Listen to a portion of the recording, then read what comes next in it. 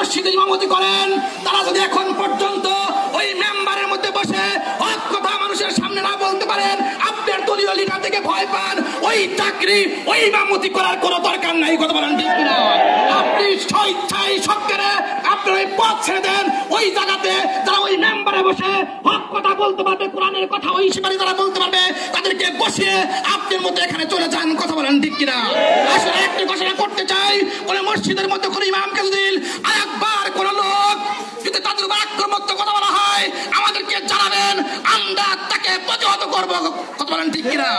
আসলে আশা রাখতে 2024 সালের এই মাসে আমরা বুঝতে পারছি সরকার কি জন্য এসেছিলেন। 2008 সালের 29শে ডিসেম্বর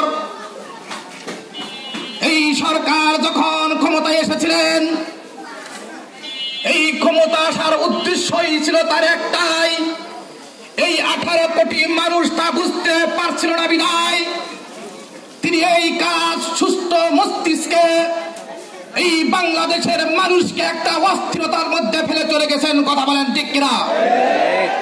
তিনি এসেছিলেন এই দেশে বাবার হত্যার প্রতিশোধ দেওয়ার জন্যই।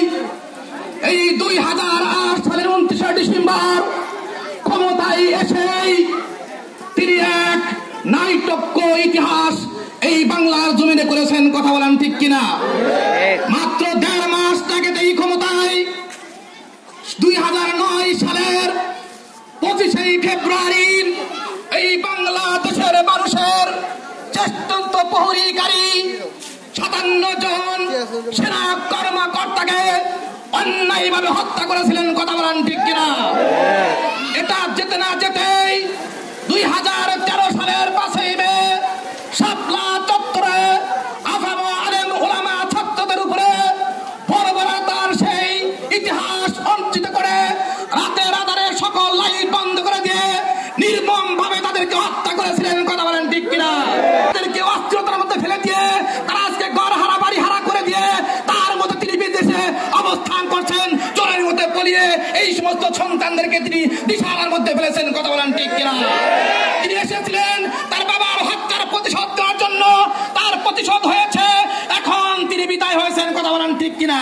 আল্লাহ বলেছেন, আল্লাহ কোনো কিছু ইচ্ছা যখন করে কোনো কিছু করার জন্য শুধু কোন থেকে ফায়া কোন শব্দ ব্যবহার করার পরে তার শরীরটা শুয়ে যায়। কথা বলেন ঠিক কিনা? আল্লাহ ইচ্ছা করেছিলেন 5ই আগস্ট এই সরকার আর থাকবে না, আল্লাহ কবুল করে নিয়ে সেই বৈষম্য আল্লাহ দিনে মাক্কান্নাহুম ফিল আরদ আকামুস সালাত ওয়া আতুজ যাকাত তা'মুরুনা বিল মারুফ ওয়া তানহাউনা আনিল মুনকারের আন্দোলন এই সমাজে এই রাষ্ট্রে বেগবান থাকবে। কথা বলেন ঠিক কিনা? আমাদের আন্দোলন থাকবে যতক্ষণ পর্যন্ত এই 56,000 বর্গ কিলোমিটারের এই বাংলাদেশে ইসলামী রাষ্ট্র ব্যবস্থা হবে। নামাজের আইন যতক্ষণ পর্যন্ত সমাজে গ্রামে গঞ্জে রাষ্ট্র পার্লামেন্টে সংসদ ভবনে ততক্ষণ পর্যন্ত না উঠবে, ততক্ষণ পর্যন্ত আমাদের এই আন্দোলন অব্যাহত থাকবে। কথা বলেন ঠিক কিনা? আমাদের 2 নাম্বার কাজ থাকবে এই বাংলার জমিনে আল্লাহর বিধান অনুযায়ী যাকাতের বিধান যতক্ষণ পর্যন্ত সমাজের মধ্যে প্রতিষ্ঠিত না হবে ততক্ষণ পর্যন্ত আমাদের এই আন্দোলন অব্যাহত থাকবে। আমাদের 3 নাম্বার থাকবে সৎ কাজের আদেশ, অসৎ কাজের নিষেধ। এই কাজগুলো যতক্ষণ পর্যন্ত এই 56,000 বর্গ কিলোমিটার বাংলাদেশে ততক্ষণ পর্যন্ত আমাদের না থাকবে ততক্ষণ পর্যন্ত আমাদের বলিষ্ঠ ভূমিকা আমাদের পালন করতে হবে। কথা বলেন ঠিক কিনা? আল্লাহ রাব্বুল আলামিন যে জন্য আমাদের পাঠিয়েছেন এই সেই সমাজের এই কাজ আমাদের করতে হবে। এই সমাজ চাই শান্তি, এই সমাজ চাই সুখ, এই সমাজ চাই ভালো মানুষের অধিকার আদায়ের লক্ষ্যে তারা কাজ করতে চায়। সেই দলটির বাংলাদেশ জামাত ইসলাম ছাত্র শিবির সহ আপামর জনসাধারণ যারা মুসল্লি হিসেবে মুসলিম হিসেবে যারা এই কাজগুলো করতে চায় তারা অবশ্যই এটার প্রতি বেগবান থাকবে। কথা বলেন ঠিক কিনা? আরেকটি কথা বলতে চাই, আমাদের এই 16টি বছর নির্যাতন নিপীড়ন অন্যায় অত্যাচার এমন ভাবে তারা করেছে, একটা ইঞ্চু তারা আমাদেরকে শান্তি থাকতে দেয় না। কথা বলেন ঠিক কিনা? আমাদের 16 বছরের ইতিহাস আমরা প্রতিশোধ গ্রহণ করতে চাই। একটাই প্রতিশোধ, সেটা হলো এই বাংলাদেশকে ইসলামী রাষ্ট্র ব্যবস্থা করেই আমরা ছাড়বো ইনশাআল্লাহ। আমরা কোনো বাড়িতে ভারী ভাঙতে যাব না, আমরা কোনো ভাইকে আক্রমণ করতে যাব না। আমরা চাই আল্লামা দেলোয়ার হোসেন সাহেবের এই আল্লামা দেলোয়ার হোসেন সাঈদীর দেশে ইসলামী রাষ্ট্র ব্যবস্থা হবে। কথা বলেন ঠিক কিনা?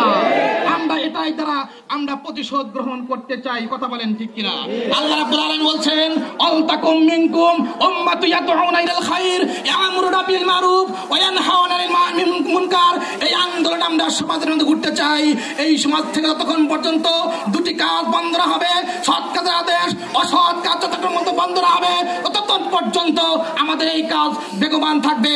এই বাংলাদেশ হলো 12 আউলিয়ার দেশ, শাহজালালের দেশ, ডক্টর শফিকুর রহমানের দেশ, এদেশ হলো আল্লামা সাঈদের দেশ, এদেশ হলো সাঈদের দেশ, এদেশ হলো মীর কাসেম আলীর দেশ, এদেশ হলো আহসান আলী মুজাহিদের দেশ।